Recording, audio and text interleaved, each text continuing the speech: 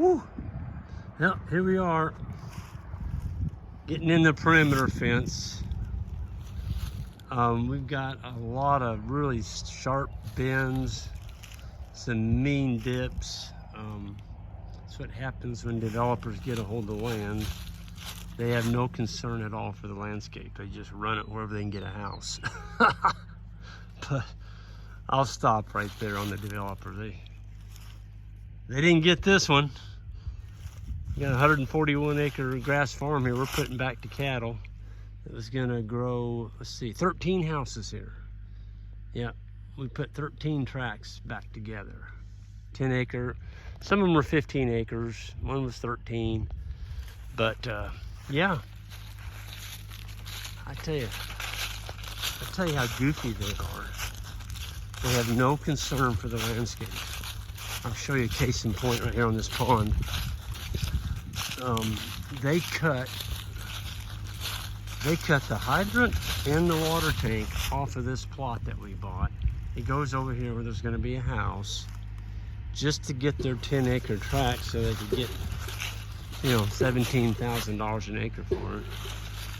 But look what they did, idiots. We're gonna fix it because we're gonna put a rock skirt on this beautiful little pond up here. But all they had to do was move this line over.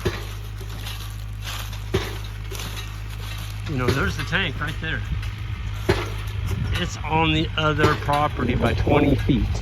We cannot use that. Yeah. They already sold this to another guy. He's gonna put a house on it. What they call a spec home. So that'll never grow anything ever again. But there's a hydrant right below that. We didn't get it either. We got the shut off. There's the shut off. So we can shut the water off. They can't use our pond on that tank. So that tank doesn't do them any good either. That's just the goofy developers. All they're thinking about is houses. Isaac and Justin, that's our guy that we hired. He's got a post pounder on that tractor. I forgot how many pounds that is. I think it's 700 pounds. And it's hydraulic. He's got a hydraulic push coming down on there. We're sinking 7-inch diameter wood posts. And we're putting them in the ground 4.5 feet. They're 9 footers. So here's another one. We've already got the holes in. Right there. So we had a bunch of brush clearing yesterday. We cleared all the brush. We stretched a line, got it straight, and then marked all these holes, the high points, the low points, and you know, we're gonna make it look nice. We're using, these are treated posts. They'll last 40 to 50 years, and yeah, that's long enough for what we're gonna need them for sure. But it's slow going. It's dry out here. You can see that the water in the creek down there, though, folks. We got 1.25 inches rain. That's the biggest rain we've had since August of last year. 1.25 inches at one time. It rained for, well, it started at 10:30 last night and it was still raining at midnight. So it rained for an hour and a half, 1.25 inches, and yeah. Gosh, we're tickled to death to get it. We're seeing videos of folks that down south, they got a lot of rain. Our friend Sean, he had a small river that was cranking, man. I mean, it was bank full. So they had to get a heck of a rain. That was like a week ago, I think they got that. And that was the rain that we got, a drizzle. I mean, it drizzled. I think it drizzled for 24 hours, but we never got any measure. You couldn't measure it, it just drizzled. Well, I'll take drizzle over nothing. But we're in March, you know, we're getting toward the middle of March. This is supposed to be March mud month. And, well, I got a little mud, not much, there's a little mud. We got the other boys up on top. They're putting in H braces. We're getting ready to, we're gonna be hanging some gates. We gotta put a gate to get into here, and so we got an easement to the neighbor. He's got a 10-acre tract on this end of the farm, and so we're gonna, to keep people mischief or just people from driving around on a farm out here, which they've been doing because they're used to, you know, this farm's been for sale for about a year and a half, and yeah, there's roads in it. People are going to drive down and look at it. So it's not the people's fault. It's just, there's not a gate. So there's going to be a gate. I just picked up a couple 18-footers, which are going those big pipe irons up there on the front. And then we got 3 16-footers for the back of the farm back here. So we'll be able to, you know, control access, and we're not going to have people just driving through here. And I saw a dually truck driving across our pastures after we'd bought it. Of course, we didn't have a gate up, you know, so it wasn't their fault. They probably thought the place was still for sale. But you could follow him every place he drove. He left ruts. And he's just driving across it like everybody does. I don't drive on our pastures.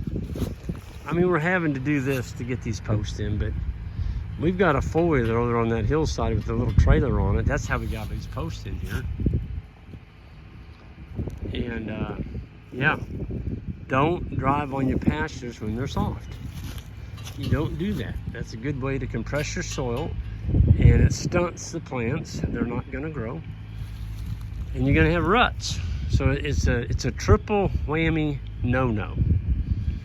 Trucks, tractors, heavy equipment don't belong out here when you're trying to make a living growing grass.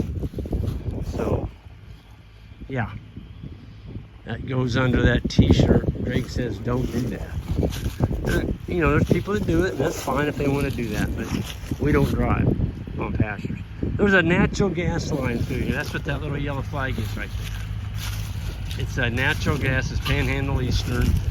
The old timer that owned this said that they put this in with picks. I don't hardly believe that, but that's what he said back in the 40s. And well, let me show you. No, I'm not going to get into the wind. It's too loud. But you look across that hill up there, you can see one of the white standpipes. There it is. And it goes all the way across this farm. I thought it was, you know, you think natural gas line, oh heck, that thing's down there 4 to 6 feet. No, it's not. He said he hit it at 2 feet on some of this. So we're not driving we're not driving any big posts. And even when we drive a fiberglass rod in here, or whatever we use for line post, I'm gonna probe it. I'm gonna probe it. There's no way I want to take a chance of running a post into a natural gas line. And he said it's only 2 inches. 2-inch galvanized pipe. I can't believe that the pipe is still holding together after 50, 60 years in the dirt, but yes it is. But anyway, that post founder is saving us a lot of tamping. The boys and I put in 25 the other day. We tamped every one of them. And Justin came by, the fellow with the little John Deere there. He had that post founder. He's like, Greg, save you all a lot of work. I said, well, what do you charge? And he goes, well, he said, I get $100 an hour.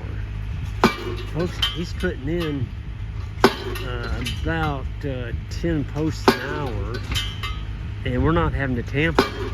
And I'm going to tell you something else. You can't tamp a post as tight as what he's doing up here. You can't. You just can't tamp anything that tight. I don't care how good a tamper you are. He's got a leveling tool on the back. He can move that thing around. And Isaac's got the level there. Hey, can you imagine if you were not watching what you're doing, and for whatever reason you put your hand up there on top of that post? You wouldn't have a hand. You'd have handbrake. Justin's run that thing enough. He knows what he's doing.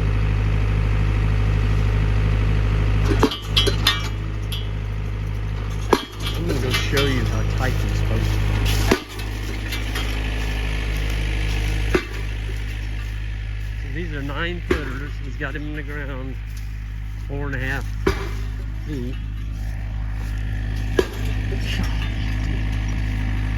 Yeah, you're not. You can't move that. You simply can't move it. It's like it's in concrete. I mean, what's that old saying? Work smarter, not harder. Well, there's a perfect example right there.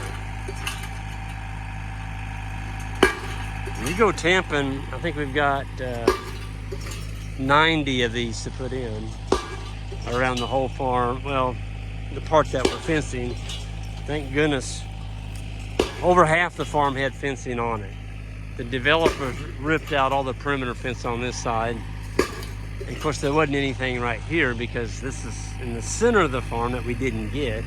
Or on the end, I'm sorry, the eastern end. There's a 7-acre tract right there. There's a 10-acre tract over there.